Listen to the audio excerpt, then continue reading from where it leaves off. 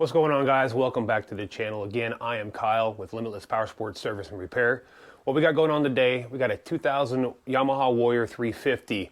The one-way bearing in the starter clutch assembly on here is dragging really bad. You go to start it. So what we're going to do today, I'm going to show you really quick how to take it apart, stick a new one in, and that way it doesn't drag when it starts. It's been sitting for a long time. This had a lot of work done to it, and that's one of our last things we got to do here. Started doing this before I started doing my channel, so I'm going to walk you guys through this real quick. Some of the tools you're going to need, definitely going to need, you're going to need a 5mm Allen. Take this outside cover off.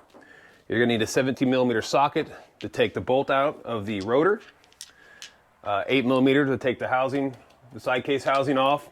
I'm also going to take a flat jack. I'm going to lift it up and tilt it sideways so I don't have to drain any of the oil out. That way the oil stays in. I might lose just a little bit. I can always add some more, not a big deal. Also a 35mm flywheel puller. You guys can find one of these on Amazon. You don't have to go to the factory and get one. They work pretty good. I do have a lot of factory ones, but I didn't have it for this, so I just ordered off of Amazon. I can find the link and post it below for you guys. Use my affiliate link. That'd be awesome. You'll need a 19mm wrench or 19mm socket, whatever you prefer when you go to break loose the flywheel. Also, have a nice little impact driver.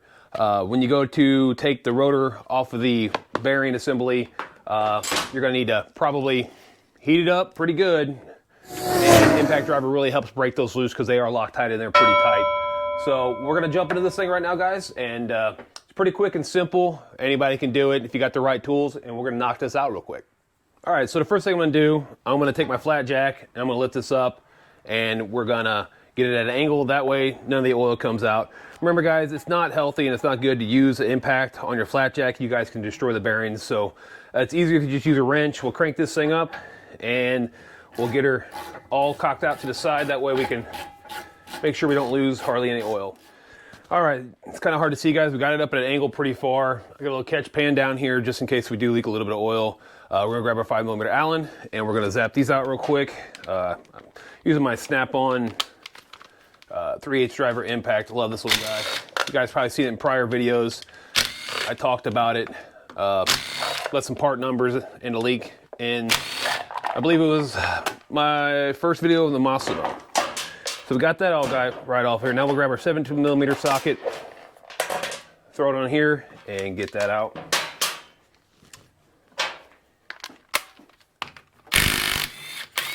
Way easier to do if you got a little bit of an impact to get this guy out. And then sometimes you can pull these out by hand. Just gotta wiggle a little bit. It's a little tough. Sometimes you gotta get two little pry bars and just wiggle. You don't want a lot of force against your side case. Just a little bit. This guy will come out no problem. Because you can add a pull start to these things. Some of the older models have the pull start assembly on the side already. But these guys do run off of DC voltage. It doesn't run off the AC voltage anymore. It's all DC. So if you don't have a battery, your pull start's not gonna give you any good anyways. All right, now we're gonna loosen up all the 8mm heads of these 6x10 bolts all the way around. I believe there's 9 on here, and we're just gonna set this off to the side. We're gonna leave it hooked up because it runs back up here underneath the plastic. So we're just gonna leave it hooked up. So let's grab our 8mm socket, and we'll just run around this guy and knock them all out real quick.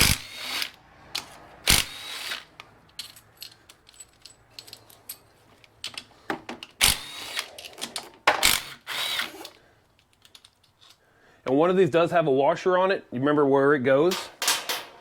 They're not all the same length. So what I like to do, I like to put them down in the order I got them out. That way I remember where they all go.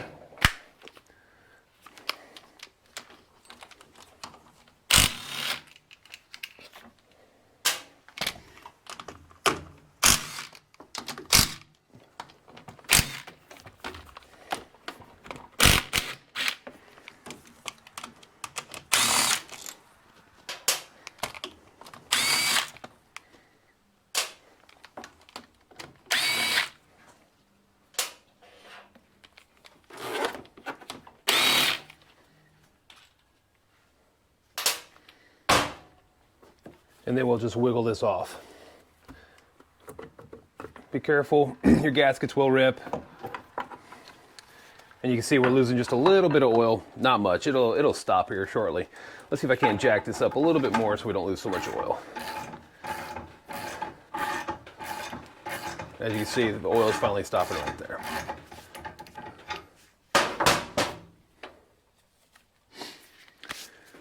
All right, now we'll grab our 35 millimeter flywheel puller.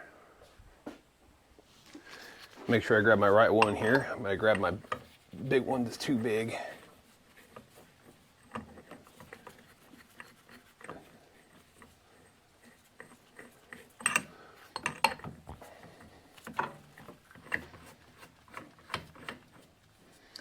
Screw it all the way on. You do not want to use an impact on the end of this, guys.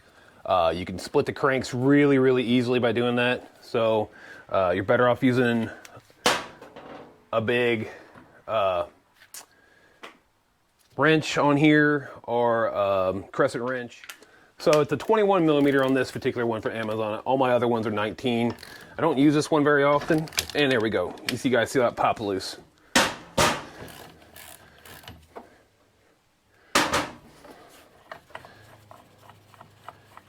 Doesn't take much. Drop some more stuff here, be great.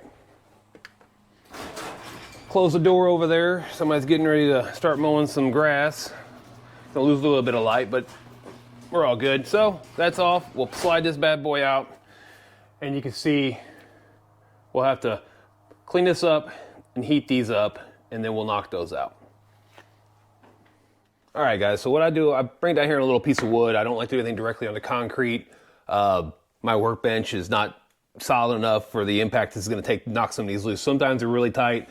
I have in the past rounded them out, even after using an impact driver. I also like to take an older extension once I heat them up, and I like to hit them 4 or 5 times just directly without any torque sideways on them. That way they get a little jarring, and it honestly really does help knock them loose. And then I'll use my impact driver on it with my 3-pound sledge. So what we're gonna do, we're gonna heat them up first, all up, and then we're gonna slowly work our way around and knock them all out, and hopefully be able to do it without having to beat a Torx bit in there. Sometimes that's just the way it goes, the nature of the beast, and then we just have to get some new bolts and put them in there and Loctite them in and torque them in.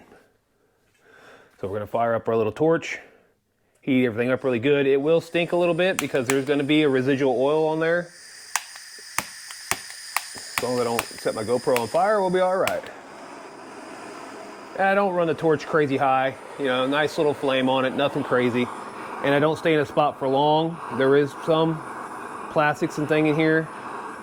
I'll heat up the inside, and then I'll roll it, I'll turn it over on its side like this, and I'll start heating up in between like this and just slowly roll it pretty much back and forth. That way it heats up that Loctite that's on the bolts. And you can see the trigger on the flywheel here, or the rotor, whatever you want to call it, that sends the crank sensor a signal. Man, I cannot talk today. Of when to fire off. So we're gonna heat this up really good, and then we'll get to knocking them bolts out. We'll grab my impact driver. You guys can, I'm not a huge Harbor Freight fan. If I buy a tool from there, it's usually so I can shave it down on my grinders when I need it to fit in tight places where I don't want to ruin my snap-on stuff. So you can do it with one of those, but I've seen a lot of those impact drivers mushroom out really quick. And now we'll take it, make sure it's torqued that way, and don't be afraid to hit it hard. And there we go. Broke that one loose. Let's see if we can knock the next one without beating on her too good.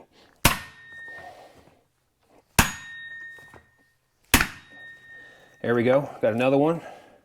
Heat does wonders sometimes.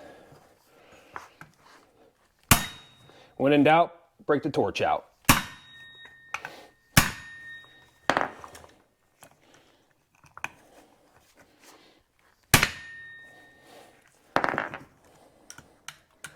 Just be safe and try not to hit your hand. That actually does hurt.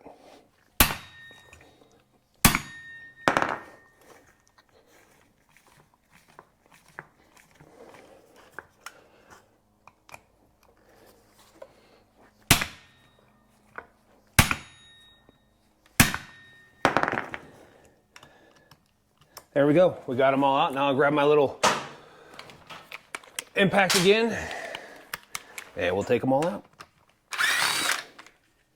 Ooh, a little toasty. We'll just let it stick to the side of the rotor. That way I know where they're at.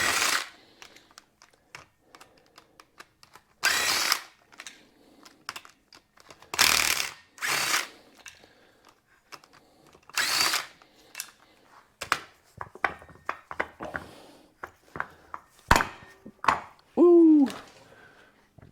Let's see if I can't pop this off. It's a little warm, so it's a little hard to get my hands on it right now. But we'll just pop that guy off. All right, guys, I was actually just hanging out, and all of a sudden I heard boop, and I come over and look, and there we go. So got this one out. I'm gonna clean up the rotor. We'll install the new one, and we'll go on, just reverse order of that. We'll put the new one on, we'll put it back in, we'll torque everything in place, and we'll turn her over and see how she sounds. All right, guys, so we got the cover and everything on. The magneto bolt, the big one in the middle, you torque it to 50 Newton meters, which is, let's see, what was that, 36 foot-pounds. The case bolts, they're all 10 Newton meters, which is 7.2 foot-pounds. Same thing with the little 5mm Allens on the outside. That's 10 Newton meters, which is 7.2 foot-pounds.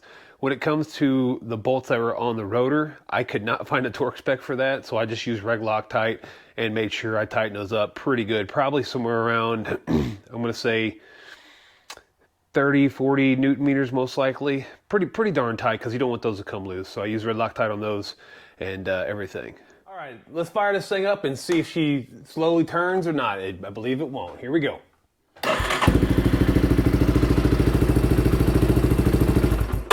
There we go, guys. Changing it out. That one-way bearing in there definitely helped out. The slow turnover rate, the battery was good and all that. I had already checked that way before we got on camera. So now this problem's fixed, problem solved. No more slow turning, no more dragging on that poor starter.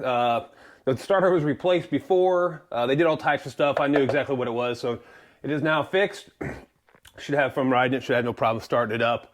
Again, guys, like, subscribe, turn on post notifications, comment. If you got any questions at all, you can hit me up at limitlesspowersports78@gmail.com. And we'll get you guys taken care of. If you got any questions about pretty much any make and model of ATV, UTV, motorcycle, I'll be happy to answer questions, guys. Again, I'm Kyle with Limitless Powersports Service and Repair. We'll catch you on the next one. Peace.